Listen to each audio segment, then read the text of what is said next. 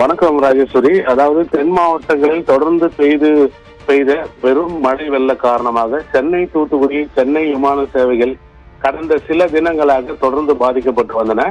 அதாவது ஞாயிறு அன்று மதியம் வரை சென்னை, தூத்துக்குடி, சென்னை விமான நிலையம் சேவைகள் இயக்கப்பட்டன. அதன் பின்பு சென்னையிலிருந்து புறப்பட்டு சென்ற 2 விமானங்கள் தூத்துக்குடியில் தரையிறங்க முடியாமல் மதுரை விமான நிலையத்தில் தரையிறங்கின. அதோடு தூத்துக்குடி, சென்னை விமான சேவை ஞாயிறு மாலை ரத்து செய்யப்பட்டது.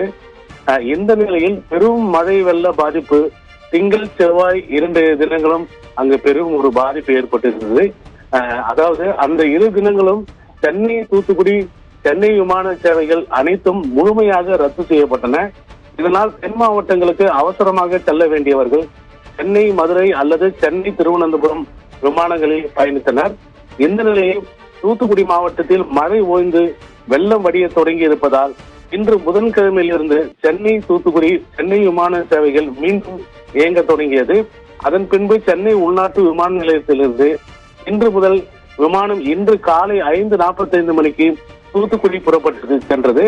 அதே போல் தூத்துக்குடியிலிருந்து காலை 7:45 மணிக்கு புறப்படும் பயணிகள் விமானம் காலை 9:20 மணிக்கு சென்னை உள்நாட்டு விமானம் வந்து சேர்கிறது.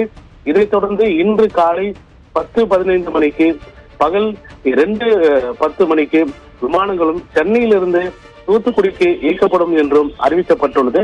இதனால் தூத்துக்குடி, திருநெல்வேலி, தென்காசி, கன்னியாகுமரி மாவட்ட விமான பயணிகள் மகிழ்ச்சி அடைந்துள்ளனர். ராஜேஸ்வரி.